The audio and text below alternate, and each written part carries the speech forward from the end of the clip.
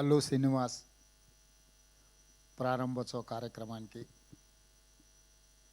ఆహ్వానించి ఇంత మంచి కార్యక్రమాన్ని ఏర్పాటు చేసి దేశంలోనే హైదరాబాద్ నగరానికి సినిమా ఇండస్ట్రీకి ఒక గొప్ప గుర్తింపు తెచ్చే కార్యక్రమాన్ని ఏర్పాటు చేసి నాతో పాటు డాల్బీ సంస్థకు సంబంధించిన మాథూర్ గారు, యువ మిత్రులు అల్లు అర్జున్ ఈ కార్యక్రమాన్ని ఏర్పాటు చేసి అల్లు రామలింగయ్య గారి వారసత్వాన్ని కొనసాగించే విధంగా వారి జ్ఞాపకాలను ఎప్పుడూ తెలుగు ప్రజలకు, సినిమా అభిమానులకు గుర్తుండే విధంగా అల్లు అరవింద్ గారు ఇంత గొప్ప కార్యక్రమాన్ని చేపట్టడాన్ని మనస్ఫూర్తిగా వారిని, వారి కుటుంబ సభ్యుల్ని అభినందిస్తున్నాను. ప్రాథమికంగా నేను సినిమా అభిమాని. సినిమా పరిణామ క్రమం black and white, techno colours, Eastman colour, 70mm, Dolby, VFX ఇట్లా సాంకేతికంగా చాలా వేగంగా మన దేశము సినిమాలో అభివృద్ధిని సాధిస్తున్నది. యాదృచ్ఛికంగా ఈరోజు ఉదయమే నెట్ఫ్లిక్స్ జిసిసి సెంటర్ని కూడా ఈరోజు నేను ప్రారంభించడం జరిగింది. అక్కడ కూడా నేను ఈ అంశాలను ప్రస్తావించిన. ఒక బాహుబలి, ఒక కల్కి, ఒక అరుంధతి డిజిటల్లీ సౌండ్ అంటే ప్రేక్షకులను కట్టిపడేసే విధంగా సాంకేతిక నైపుణ్యంతో సినిమా తీసిన దాన్ని ప్రదర్శించడానికి థియేటర్లు లేకపోతే ఆ సాంకేతిక నైపుణ్యం అనేది మనకు నిరుపయోగం అవుతుంది. 3D మూవీస్ అయినప్పుడు షార్క్ ఇట్లాంటి మూవీస్ వస్తే చాలా వింతగా ఆ కాలంలో చూసేవాళ్ళం. ఇంత పెద్ద థియేటర్ ఈ మధ్యకాలంలో నేను చూడలే. ఒకప్పుడు మా younger days, college days we used to go Devi, ఆ తర్వాత వచ్చిన మహేశ్వరి, పరమేశ్వరి ఇట్లాంటి థియేటర్లు పెద్ద స్క్రీన్లు చాలామంది ఆడియన్స్తో చూడడానికి అవకాశం ఉంది. గోయింగ్ ఫార్వర్డ్ చిన్న థియేటర్లు, మల్టీప్లెక్స్ రావడము, 60 మంది, 100 మందితో, 200 మందితో సినిమా చూడడము, ఆ ఫీల్ అనేది మిస్ అయిపోయినాం. ఇప్పుడు మళ్ళీ ఈ డాల్బీ థియేటర్ ఐ థింక్ మరి 500 సిట్టింగ్ కెపాసిటీ, 700 సిట్టింగ్ కెపాసిటీ ఉండొచ్చు అనుకుంటున్నాను. ఇది ఇంతమందిలో కూర్చొని సినిమా చూస్తే ఆనందమే వేరు. ఎందుకంటే ఆడియన్స్ యొక్క రియాక్షన్ అనేది వీ కెన్ ఫీల్ డైరెక్ట్లీ. ఇట్లాంటి థియేటర్, టెక్నికలీ సౌండ్, ఇంత ఒక మంచి థియేటర్ని ఇక్కడ వీరు చేయడం, దీని వెనకాల చెన్నై నుంచి ఇండస్ట్రీ ఆంధ్రప్రదేశ్, హైదరాబాద్కి తరలించినప్పుడు ఆనాడు ఎన్టీ రామారావు గారు, నాగేశ్వరరావు గారు, రామనాయుడు గారు, అదేవిధంగా సినిమాలో అడ్వెంచర్స్ చేయాలి అని అంటే ఆ రోజుల్లో పద్మాలయ స్టూడియోస్ నటశేఖర కృష్ణ గారు cinema adventures, first colour movie తీయాలన్నా, 70mm మూవీ తీయాలన్నా రకరకాల experiments, adventures with lot of efforts ఆ రోజు కృష్ణ గారు చేసేవాళ్ళు. కృష్ణ గారు ఒక సంవత్సరంలో 15-16 సినిమాలు హీరోగా నటించి రిలీజ్ అయిన రోజుల నుంచి ఇప్పుడు 5-6 సంవత్సరాలకు ఒక సినిమా తీసే పరిస్థితి వచ్చింది. ఎందుకంటే నేను కృష్ణ గారి అభిమానిని కాబట్టి అన్ని వివరాలు నాకు తెలుసు. మేము అన్ని లెక్కలు పెట్టి వాదించేవాళ్ళం. నేను వనపర్తిలో చదువుకునేటప్పుడు సినిమాలు అక్కడ రిలీజ్ అయ్యేటివి కాదు. అయితే హైదరాబాదు లేకపోతే కర్నూలు ఇట్లా కొన్ని ప్రాంతాల్లోనే సినిమాలు రిలీజ్ అయ్యాయి. మొదటి రోజు చూడాలంటే వనపర్తి నుంచి కర్నూలు 100 కిలోమీటర్స్ లారీలో ప్రయాణం చేసి సినిమా చూసి వచ్చేవాడిని నేను. అంటే అప్పుడు బస్సులు ఫ్రీక్వెంట్గా ఉండేది కాదు. సినిమా టైంకి వెళ్ళి మళ్ళీ సినిమా చూసి మళ్ళీ వెనక్కి రావాలి అంటే లారీలు, హైవేస్లో ఎక్కువ లారీలు పోతూ ఉంటాయి కాబట్టి లారీ ఎక్కిపోయి మేము ఫ్రెండ్స్ కాలేజీలో ఉన్నప్పుడు సినిమా చూసి మళ్ళీ సెకండ్ షో సినిమా చూసి వెనక్కి వచ్చేవాళ్ళం. సో సినిమా అనేది మధ్యతరగతి వాళ్ళ మీద అత్యంత ప్రభావితం చూపిస్తుంది. మన లైఫ్ని ఇన్స్పైర్ చేస్తుంది. మన లైఫ్లో కొన్ని డెసిషన్ తీసుకోవడానికి కూడా సినిమా ఇండస్ట్రీ, సినిమా కథనాలు, సినిమా ప్రభావితం చేస్తుంది.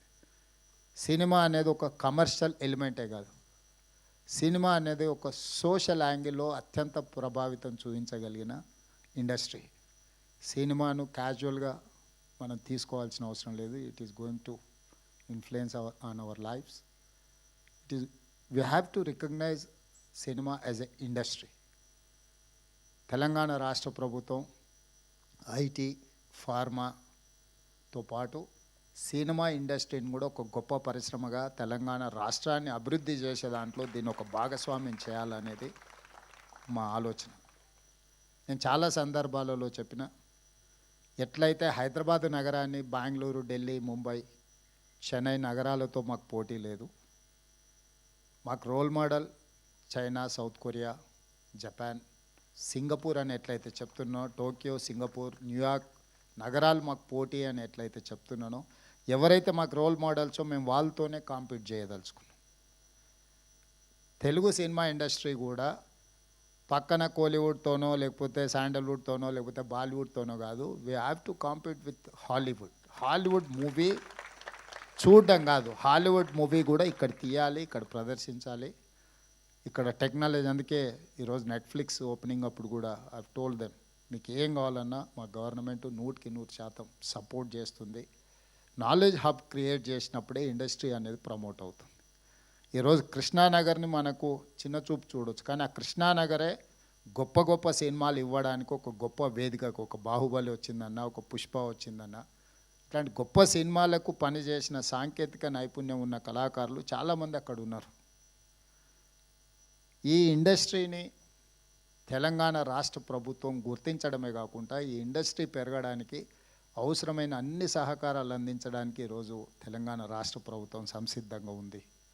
అందులో భాగంగానే ఇది అల్లు అరవింద్ గారు లేకపోతే వారి కుటుంబం నిజంగా ఒక కొడుకు ప్రయోజకుడు అయినప్పుడు తండ్రికి అత్యంత గొప్ప సంతోషాన్ని ఇస్తుంది. తాను సొంతంగా ప్రయోజకుడు అయినప్పుడు కలిగే సంతోషానికంటే పుత్రవాత్సల్యం కానీ పుత్రుడు ప్రయోజకుడు అయినప్పుడు ఎక్కువ సంతోషాన్ని ఇస్తుంది. ఖచ్చితంగా స్వర్గంలో ఉన్న అల్లు రామలింగయ్య గారు ఈరోజు అల్లు అరవింద్ గారిని చూసి తప్పకుండా వారి మనసు ఉప్పొంగుతుంది అని నేను భావిస్తున్నాను. సినిమాలో నటుడుగా నేను వారిని చంటబ్బాయి సినిమాలో అరవింద్ గారు నటించిన నాకు గుర్తుంది. సో వారు నటుడుగా కాకుండా పరిశ్రమలో ఒక ఇన్స్టిట్యూషనలైజేషన్, ఒక వ్యక్తిగా కాకుండా ఒక సంస్థగా గీతా ఆర్ట్స్ కానీ కుటుంబంలో ఇప్పుడు అల్లు అరవింద్ గారు ఏదైతే బన్నీని, అల్లు అర్జున్ని లేకపోతే శిరీష్ని చూసి సంతోషపడుతున్నాడో, అంటే ఆయన సక్సెస్ కంటే కూడా ఆయన పిల్లల సక్సెస్ని ఆయన ఎంజాయ్ చేస్తున్నాడు. సో అల్లు రామలింగయ్య గారు, అల్లు అరవింద్ గారు, ఈరోజు బన్నీ, వీళ్ళ సక్సెస్ స్టోరీ చాలామందిని ఇన్స్పైర్ చేస్తుంది. చాలామంది ది సక్సెస్ వెనకాల ఉన్న వాళ్ళ హార్డ్ వర్క్ని అర్థం చేసుకోవాలి. హార్డ్ వర్క్ అర్థమైనప్పుడు మనకు ఆ వ్యక్తుల పట్ల గౌరవం పెరుగుతుంది. సినిమా సక్సెస్ అవ్వడం, ఫెయిల్ అవ్వడం, బాగుంది బాగాలేదు, 100 రూపాయలు పెట్టి టికెట్ కొనుక్కొని మనం జడ్జ్ చేయొచ్చు. అంతకంటే మనకి ఎక్కువ ఇన్వెస్ట్మెంట్ కూడా అక్కర్లేదు. 100 రూపీస్ టికెట్ కొనుక్కొని సినిమాకి పోయినప్పుడు బయటకు వచ్చేటప్పుడు మనకు కావాల్సింది మనం మాట్లాడుకోవచ్చు. కానీ ఆ సినిమాని తీయడానికి దాని వెనకాల ఉన్న శ్రమ, కఠోరమైన దీక్ష, అట్లాంటి వాటిని మనం అందరం గుర్తించాలి. తప్పకుండా ఈరోజు అల్లు రామలింగయ్య గారి కుటుంబాన్ని, అల్లు అరవింద్ గారి కుటుంబాన్ని, మిత్రులు అల్లు అర్జున్, మీరందరూ ఒక ప్యాషన్ తోటి కంప్లీట్ ఇన్వాల్వ్మెంట్ కనిపిస్తుంది ఇందులో. ఇంచ్ టు ఇంచ్ మీరు ఇష్టపడి, మనం మొదటిసారి ఇల్లు కట్టుకున్నప్పుడు, మొదటిసారి అంటే పెళ్ళి అయిన కొత్తలో మొదటిసారి ఇల్లు కట్టుకున్నప్పుడు మనకు ఒక రకమైన కన్విక్షన్, కమిట్మెంట్, ఒక భావోద్వేగం ఉంటుంది. ఈరోజు ఈ థియేటర్ పనితనంలో అల్లు అరవింద్ గారిని చూపిస్తూ డైరెక్టర్స్ గురించి కానీ వీళ్ళందరి గురించి చూపించినప్పుడు ఇంచ్ టు ఇంచ్ ఆయన ఇష్టపడి కట్టుకున్నది వారి మాటల్లోనే ఆ ఆనందం కనిపిస్తుంది. నాకు సమాచారం చెప్పడానికంటే కూడా తను పడ్డ శ్రమ ఈరోజు ఇక్కడ మన అందరం వచ్చి చూడడం ద్వారా మనం అది చూసే దాంట్లో మన కళ్ళల్లో ఒక మెరుపు కనిపిస్తే వారు చాలా సంతోషపడుతున్నారు. ఎందుకంటే నేను నిజంగా కష్టపడ్డది ఈరోజు దీనికి ఒక గుర్తింపు వచ్చింది. సో డెఫినెట్గా ఈ డాల్బీ థియేటర్ దేశంలోనే మన రాష్ట్రానికి, మన నగరానికి పేరు తెస్తుంది. ప్రభుత్వం వైపు నుంచి సంపూర్ణమైన సహకారాన్ని అందిస్తాం. భవిష్యత్తులో అల్లు అర్జున్ ఇంకా రాణించాలి. పాన్ ఇండియానే కాదు హాలీవుడ్లో కూడా రాణించాలి, అంటే అక్కడికి కూడా రీచ్ అవ్వాలి మన సౌండ్. మనం ఇప్పటి వరకు తెలుగులో సినిమా తీస్తే హిందీ సినిమాతో పోటీ పడమని చెప్పుకునే వాళ్ళు కలెక్షన్స్లో. నటించాల్సిన అవసరం లేదు, ఫైనాన్షియల్స్ వర్కౌట్ చేసిన టెక్నికల్గా మనం సౌండ్ వాటితో పోటీ పడి ఒక అవతార్ మూవీని టెక్నికలీ సౌండ్ అని వాళ్ళైతే జురాసిక్ పార్క్ని ఎట్లయితే అనుకుంటున్నారో ఆ సినిమాలతో పోటీ పడే విధంగా మన సినిమాలు తీయడం, మన సినిమా నటులు కూడా వాళ్ళతో పోటీ పడే విధంగా నటించగలిగినప్పుడు మనం హాలీవుడ్తో కాంపీట్ చేసినట్టే. మన లాంగ్వేజ్ బ్యారికేడ్స్ అనేది పోయింది. ఇప్పుడు లాంగ్వేజ్ అనేది పెద్ద ఇష్యూయే కాదు, ద టాలెంట్ ఈజ్ ఇష్యూ. ఆ టాలెంట్ ఆ స్థాయిలో మన వాళ్ళు రాణించాలని మరొక్కసారి అల్లు అరవింద్ గారిని మనస్ఫూర్తిగా అభినందిస్తూ మీ అందరి దగ్గర సెలవు తీసుకుంటున్నాను. Thank you sir, thank you so much. మీలో నా సినీ అభిమానం బయటికి తీసుకొచ్చి మీ ఎక్స్పీరియన్స్ మాతో పంచుకున్నందుకు అండ్ అలానే కార్యక్రమానికి విచ్చేసి